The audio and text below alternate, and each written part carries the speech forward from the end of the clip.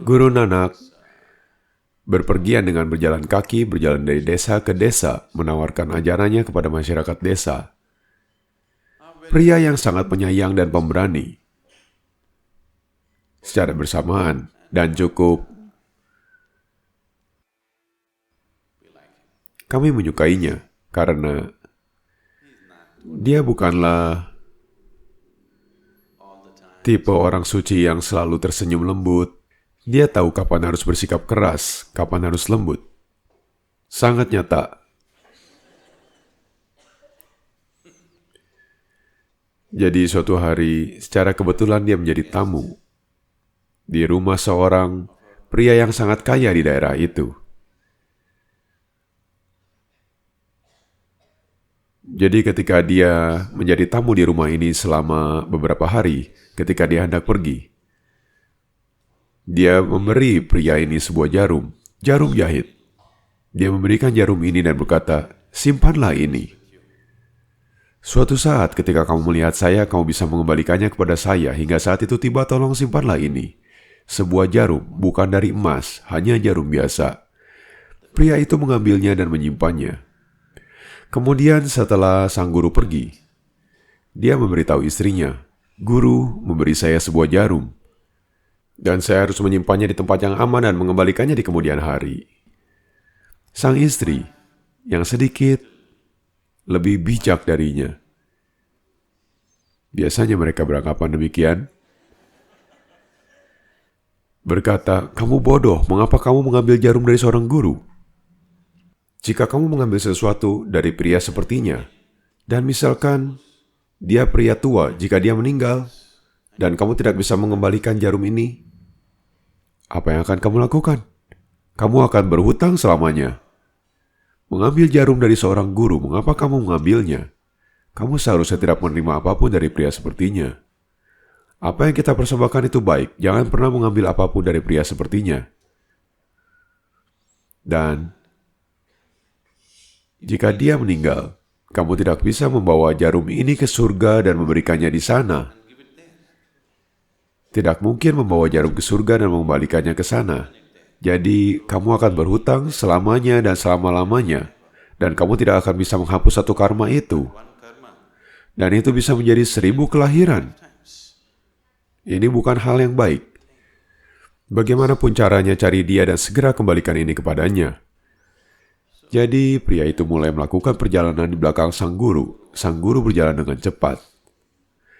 Namun perlahan-lahan setelah beberapa bulan pria itu mengejarnya hingga ke tempat di mana ia berada dan kemudian berkata, "Oh guru, saya tidak ingin membawa jarum ini karena seandainya Anda yang sudah tua jika Anda meninggal,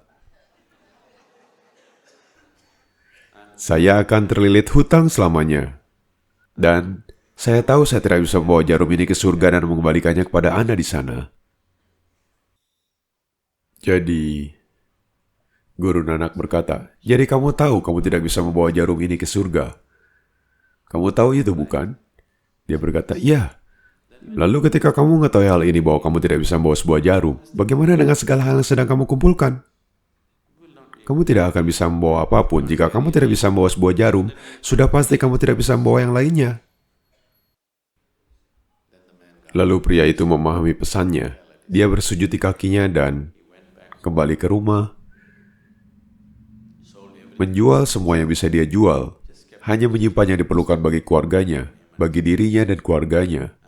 Dan sisanya, karena seluruh masyarakat dilanda kemiskinan, jadi dia pergi, membangun apapun yang diperlukan bagi kesejahteraan orang-orang di sekitarnya. Selama ini, orang-orang hidup dalam kemiskinan, sementara dia terus menimbun. Dunia adalah ruang yang terbatas. Planet ini merupakan sumber daya yang terbatas. Jika setiap individu terus menumpuk tanpa henti, yang bisa terjadi hanyalah perselisihan, yang bisa terjadi hanyalah rasa sakit, kecuali setiap individu memperbaikinya dalam dirinya sendiri. Oke, ini janji saya. Saya tidak akan melakukannya lebih dari ini. Kemampuan saya selebihnya akan saya gunakan bagi kesejahteraan semua orang. Jika hal ini tidak dipahami manusia, dia menjadi bencana bagi dirinya sendiri dan bagi dunia. Bencana di planet ini bukanlah gempa bumi, bukanlah gunung berapi, bukanlah tsunami. Bencana yang sebenarnya adalah kebodohan manusia. Inilah satu-satunya bencana. Kebodohan adalah satu-satunya bencana. Pencerahan adalah satu-satunya solusi. Sesungguhnya tidak ada solusi lainnya. Pahamilah ini. Jadi, jika proses spiritual harus hidup, ini bukanlah tentang penolakan, melainkan tentang hidup dengan bijaksana. Kata-kata yang salah telah digunakan oleh para sarjana asing.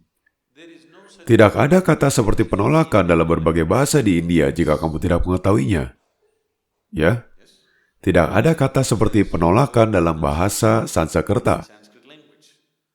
Sarjana asinglah yang datang dan berkata, "Oh, pria ini telah meninggalkan keduniawian."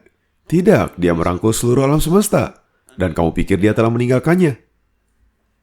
Itulah pemahamanmu. Karena kamu tidak bisa memikirkan kehidupan tanpa memiliki ini, satu bagian dari planet ini milikmu, tanpanya kamu tidak bisa hidup. Seseorang telah merangkul seluruh alam semesta, jadi dia tidak berpikir dia harus mengumpulkannya karena semua bintang menjadi miliknya. Seluruh galaksi menjadi miliknya. Dia tidak berpikir dia perlu mengumpulkan sesuatu dan menyimpannya di dalam tasnya atau dalam banknya. Itu tidak ada. Itu tidak terjadi padanya. Ini bukanlah penolakan. Jadi memahami kehidupan dari perspektif batin, bukan dari pemahaman objektif. Karena secara objektif apapun yang kamu pahami hanya cukup untuk sekedar bertahan hidup. Kamu butuh perspektif kehidupan yang subjektif.